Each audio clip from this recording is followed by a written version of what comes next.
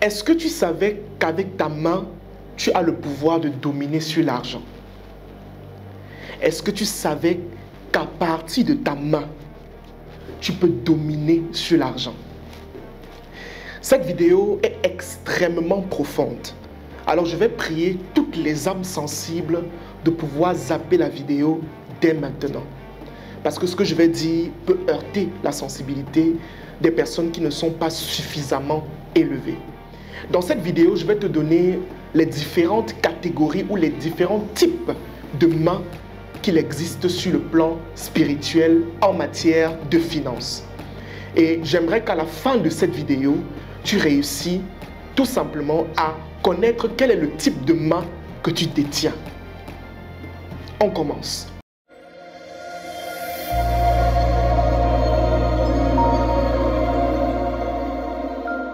Je me présente, je m'appelle Franck Noubossi, je suis le promoteur de la startup Oshare Mindset et sur nos différentes plateformes Facebook, YouTube et TikTok, tu retrouveras du contenu instructif qui te permettra de pouvoir évoluer de manière conséquente dans des aspects précis de la vie tels que la finance, la spiritualité, la vente et j'en passe.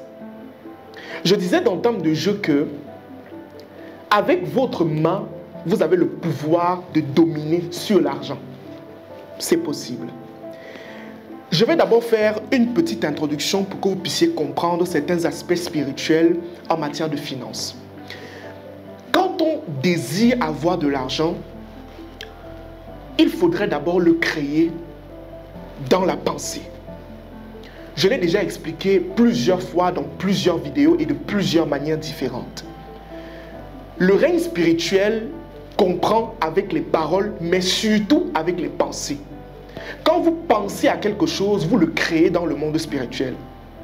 J'ai dit d'entame de jeu que c'est une vidéo qui est très sensible. Ça veut dire que si vous êtes un peu bas sur le plan spirituel, bien vouloir zapper. D'accord? Je dis ceci. Du moment où tu penses à quelque chose, en fait, tu es en train de créer dans le monde spirituel. Et plus tu penses fermement et tu crois fermement en cela, il y a de fortes chances que cela se réalise dans le monde physique.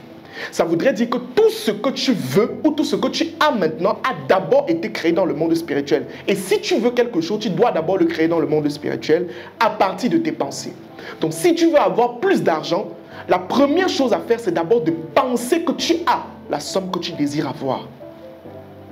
Ça, c'est d'abord la première chose à comprendre. Maintenant, quand tu décides, quand tu réussis à créer cet argent, il faut l'attirer. Quand tu l'attires à travers des principes tels que le travail et tout ce qui va avec, il viendra vers toi. Mais dis-moi, quand l'argent vient, quelle est la première partie du corps qu'il touche? C'est la main. L'argent touche ta main. L'argent, si par exemple tu veux faire une transaction, tu ne fais pas la transaction avec ta tête. Tu ne fais pas la transaction avec tes pieds. Tu ne fais pas la transaction avec ton ventre. Non, tu fais la transaction avec ta main. Ça voudrait dire que la main a un pouvoir de domination sur l'argent. Est-ce qu'on est en train de se comprendre jusqu'à présent? Donc tu comprends que ta main aujourd'hui a un pouvoir sur l'argent que tu détiens. Alors la question qui se pose maintenant c'est: quel est le type de main que tu détiens? Parce que le type de main que tu détiens peut avoir des répercussions fracassantes, je préfère le dire, dans ta vie financière. D'accord? Nous allons maintenant, puisqu'on a déjà introduit, nous allons parler maintenant des catégories de mains. La première catégorie de mains que vous devez connaître, c'est ce qu'on appelle stop. Instant pub. La vidéo n'est pas encore terminée, mais j'ai juste une annonce à te passer. Récemment, mon équipe et moi, nous avons décidé de mettre sur pied un programme de formation vidéo qui peut franchement t'aider dans le sens de la gestion financière. Si toi, tu as des problèmes liés à la gestion financière, tu ne sais pas gérer ton argent, tu dépenses trop, tu ne sais pas comment épargner, tu ne sais même pas où investir et comment investir, on a conçu le programme Croissance Financière 2024 qui a 2 volumes que tu peux bénéficier dès maintenant parce qu'il est en promotion. Il est axé sur 3 modules précis. Premier module, l'argent. Je t'explique ce que c'est que l'argent. Deuxième module, comment gérer l'argent de manière conséquente. Parce que le plus important, ce n'est pas de gagner, mais c'est de gérer. Et troisième module, comment l'investir. Parce que la finalité, quelque part, c'est d'investir pour gagner encore plus. Et en bonus, dans ce programme-là, je vous donne une opportunité d'investissement que vous pouvez saisir le plus tôt possible pour qu'ensemble, on puisse créer de la richesse de manière conséquente. Si tu souhaites l'avoir, tu cliques sur le lien qui est juste en commentaire et tu contactes mes équipes pour pouvoir entrer en possession de ton programme Croissance Financière 2024. Merci. La main percée. La main percée. C'est quoi la main percée? Vous allez remarquer que il y a certaines personnes, ou peut-être vous-même vous avez déjà été dans ce cas. Vous avez l'argent, mais ça ne dure jamais. Vous avez l'argent, mais ça ne dure jamais. Tu gagnes 10 millions, quelques temps après, c'est fini. Tu gagnes peut-être 5 millions, quelques temps après, c'est fini. Tu as gagné un gros marché, l'argent entre dans ta main, c'est fini. Tu as tout simplement ce qu'on appelle une main percée. Ça veut dire une main qui n'arrive pas à retenir l'argent. Une main tout simplement qui ne peut pas contenir des sommes. Dès que l'argent entre directement, l'argent disparaît. Main percée. Je ne vais pas entrer en profondeur. Maintenant, les gens vont forcément se demander, si moi j'ai une main percée, comment est-ce que je vais faire pour pouvoir passer à un autre niveau? On va voir cela dans une autre vidéo. On va voir les mystères de la main percée une autre fois. La deuxième catégorie de main, le deuxième type de main que vous avez, c'est ce qu'on appelle la main béton. Qu'est-ce qu'on appelle la main béton? Vous allez regarder dans votre environnement. Il y a une personne qui n'arrive pas à donner son argent aux autres. Une personne que, malgré tout l'argent qu'il a, malgré toutes les sommes, on sait qu'il est quelqu'un de riche, mais il ne donne jamais l'argent. Tu vas lui demander l'argent, il va te dire qu'il n'a jamais. Il a une main béton, une main qui ne sait pas aider, une main qui ne connaît pas l'aide, une main qui garde tout pour elle, une main béton. Et si vous avez ce type de main, je peux vous garantir que vous n'allez pas progresser. Ne vous inquiétez pas.